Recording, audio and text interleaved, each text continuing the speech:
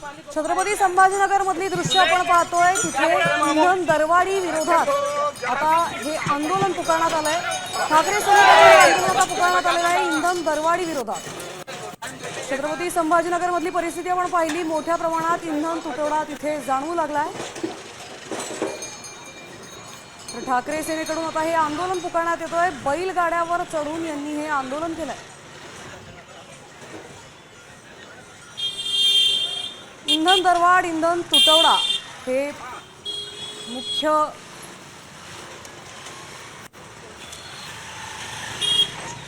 इंधन दरवाढी विरोधात आता ठाकरे सेनेने हे आंदोलन पुकारलंय। बैलगाड्यावर चढून हे आंदोलन केलं जात आहे।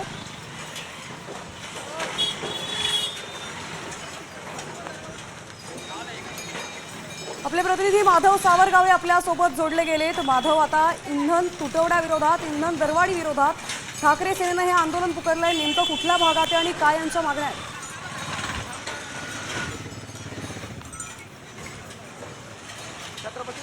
या सर्वसाधारण सभेसाठी बैलगाड्या घेऊन शिवसेना ठाकरे पक्षाचे 7 नगरसेवक निघालेले आहेत। एक तर पंतप्रधान यांनी आवाहन केलं होतं की पेट्रोल डिझेलच्या गाड्या वापरू नका, त्याचा इंधन दर वापर कमी करा।